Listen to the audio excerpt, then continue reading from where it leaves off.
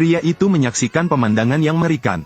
Lantai penjara tiba-tiba melengkung. Situasi tak terduga ini membuatnya takut. Hanya melihat benda aneh berbulu muncul dari tanah. Pria itu tercengang, pikirannya kosong, ketakutan seperti baru melihat hantu. Dia tiba-tiba menemukan seseorang keluar dari dalam. Ternyata lelaki tua itu adalah seorang tahanan di lantai bawah. Dia bekerja keras untuk menggali terowongan selama 5 tahun. Tanpa diduga, dia menggali sel Edmond. Mungkin hal-hal ini adalah pengaturan Tuhan. Orang tua itu menyelamatkan nyawa Edmond dan memberinya kekayaan besar.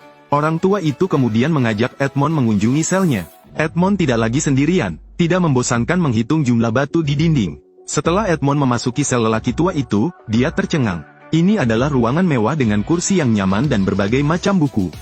Anda tidak tahu ini adalah harta yang tak ternilai harganya. Itu semua berkat ketekunan seumur hidup lelaki tua itu. Selama Edmond bersedia membantu orang tua itu menggali terowongan, dia akan mengajarinya segalanya. Seperti ekonomi, matematika, filsafat, dan lain-lain. Lagi pula, dia tidak ada hubungannya. Edmond sangat senang, dan setuju tanpa ragu-ragu. Namun siapa sangka saat ini mereka akan mengambil tindakan? Lalu aku mendengar langkah kaki sipir. Edmond tampak seperti kelinci ketakutan, bergegas kembali ke selnya. Ia memanfaatkan kesempatan itu untuk menyiapkan tong sampah sebagai aturan. Pintu sel hanya dibuka 2 kali sehari, 1 kali untuk menampung sampah. Lain kali, pengiriman makan malam. Di lain waktu itu aman. Mereka dapat melakukan apapun yang mereka inginkan, jangan khawatir. Selanjutnya lelaki tua itu memotong seikat rambutnya. Gunakan percikan dari batu untuk menyalakannya, lalu nyalakan lilinnya. Kemudian mereka memasuki terowongan sempit. Maka dimulailah pekerjaan pembuatan terowongan yang sulit. Bagaimanapun, di ruang sempit, penggalian menjadi tidak nyaman. Berdasarkan kemajuan saat ini, dibutuhkan waktu sekitar 3 tahun 6 bulan bagi mereka untuk menggali bawah tanah. Saat beristirahat, Edmond menemukan rahasia lelaki tua itu di dalam buku. Ternyata dia dulunya seorang tentara. Edmond menjadi sangat tertarik. Dia memaksa lelaki tua itu untuk mengajarinya ilmu pedang. Kalau tidak, dia tidak akan menggali lagi. Edmond hanya berharap setelah dia keluar, dia akan membalas dendam pada penjahat yang menjebaknya. Orang tua yang tak berdaya itu mengajarinya seni bela diri. Rahasianya adalah seni bela diri kecepatan, memastikan tangan Anda melewati tetesan air tanpa menjadi basah. Sepulang sekolah, lelaki tua itu menggali terowongan, membiarkan Edmond berlatih dengan rajin. Setelah beberapa waktu pelatihan, orang tua itu melepas panel kayu di pintu dan menggunakannya sebagai pedang kayu, mengajarkan ilmu pedang Edmond. Setelah menyelesaikan pelatihannya, Edmond melanjutkan studinya di bidang ekonomi. Dia juga belajar dengan sangat giat. Edmond mengerjakan 2 pekerjaan sekaligus, menggali terowongan dan belajar. Setelah setengah tahun bekerja, ilmu pedang Edmond meningkat pesat. Orang tua yang kalah itu bukanlah tandingan Edmond. Pada malam hari ketika keduanya berbicara, Edmond mengetahui bahwa lelaki tua itu pernah menjadi sekretaris bangsawan Spada. Konon tuannya meninggalkan kekayaan yang sangat besar. Jadi Napoleon, untuk memaksa lelaki tua itu mengungkapkan lokasi harta karun itu, memenjarakannya di sini karena mengkritik diri sendiri.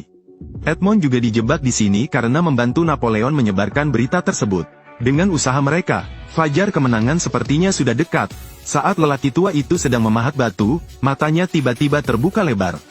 Dia terkejut menemukan akar pohon. Artinya, jaraknya sangat dekat dengan tanah. Keduanya sangat gembira. Edmond pun segera berbalik untuk mengambil pahat tersebut, ingin menyaksikan momen ajaib tersebut. Namun sebelum mereka bisa berbahagia, sebuah kejadian tiba-tiba terjadi. Tiba-tiba terowongan itu bergetar hebat. Suara keras dan memekakkan telinga terdengar. Terowongan itu runtuh, mengubur lelaki tua itu hidup-hidup di dalamnya. Edmond segera berlari kembali, mendorong batu untuk menarik lelaki tua itu keluar. Tanpa diduga, sebuah nampan terjatuh. Mereka pasti menggali ke arah yang salah lagi. Kejadian yang tiba-tiba itu membuat Edmond sangat sedih. Namun, situasi yang lebih buruk terjadi. Paru-paru orang tua itu tertusuk batu dan dia sekarat. Saat lelaki tua itu hampir meninggal, dia meminta Edmond untuk mencungkil batu di bawah buku itu, untuk membantunya mendapatkan sesuatu. Edmond membuka batu itu, di dalamnya ada peta harta karun. Ini mengejutkan Edmond. Orang tua itu dengan serius menasihati Edmond. Setelah melarikan diri, gunakan kekayaan Anda untuk lebih banyak berbuat baik. Edmond mengingat hal itu. Kemudian lelaki tua itu menghembuskan nafas terakhirnya. Edmond hampir menangis. Pada saat itu dia merasa dunia sedang runtuh. Sejak saat itu, Edmond sendirian. Saat ini, penjaga penjara datang mengantarkan makanan tanpa peringatan. Edmond panik dan segera bersembunyi di balik dinding. Kepala penjara berteriak dengan tidak sabar untuk waktu yang lama tetapi tidak ada yang menjawab. Dia tidak punya pilihan selain membungkuk untuk memeriksa sel. Ketika saya melihat lelaki tua itu terbaring tak bergerak, penjaga penjara langsung menjadi takut dan bergegas melapor. Edmond menutup pintu masuk terowongan, tidak berani menunda sama sekali. Dia segera lari. Sipir kemudian masuk ke dalam sel dengan membawa kantong jenazah. Mereka dengan kasar dan kejam memasukkan lelaki tua itu ke dalam saku mereka. Namun, Edmond tetap tidak pergi, melainkan diam-diam bersembunyi di terowongan. Setelah sipir pergi, Edmond menyelinap kembali ke selnya. Melihat tubuh lelaki tua itu, pikirannya berkelebat seperti kilat di langit malam. Sebuah pemikiran menakutkan segera muncul di benaknya. Tidak lama kemudian, sipir membawa anak buahnya menuju sel.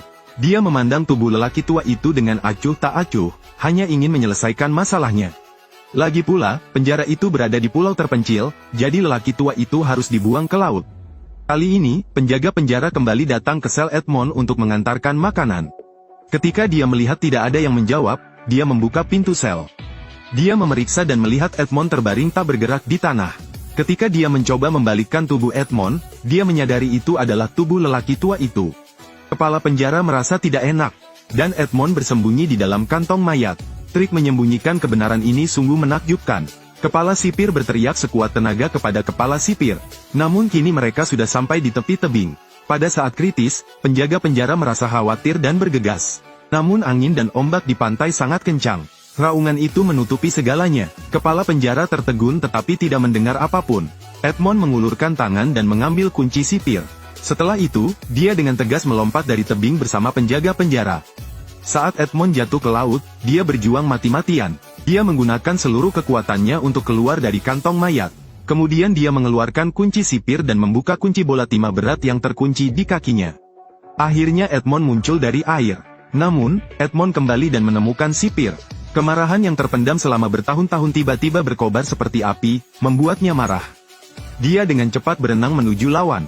Hari ini dia juga bisa membalas dendam atas pemukulan tahunannya. Sipir ditenggelamkan oleh Edmond dan tidak mampu lagi melawan. Edmond berenang dengan kuat menuju laut lepas. Esokan harinya, Edmond secara ajaib tersapu ke darat oleh laut.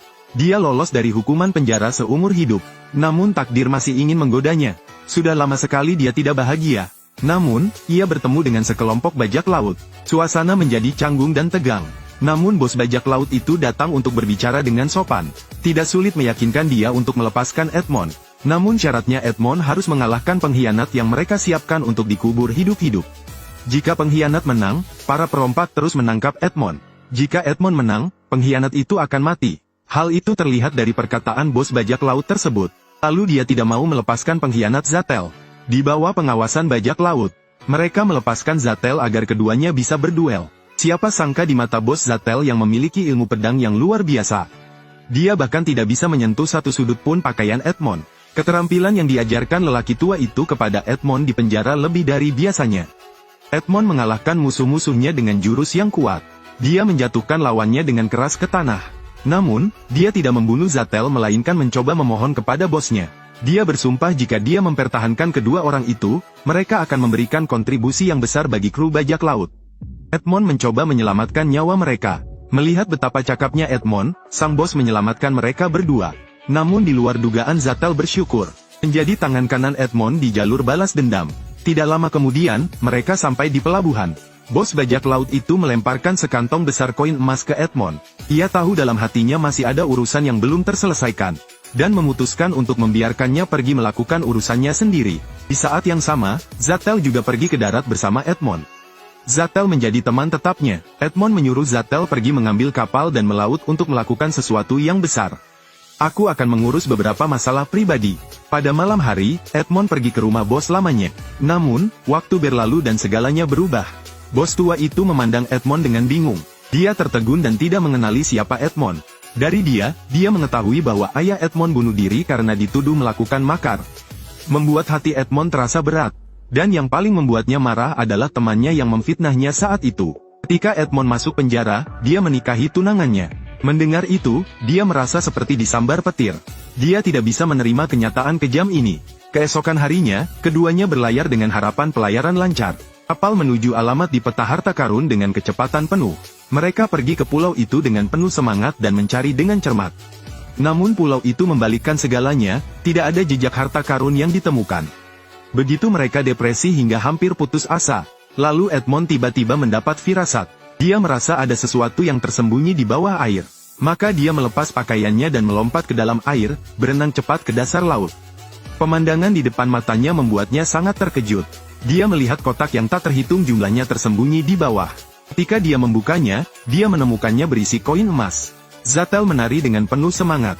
Sebuah perahu penuh koin emas. Masyarakat khawatir karena perahu mereka terlalu kecil dan membutuhkan sedikitnya 8 kapal lagi untuk menampung semuanya.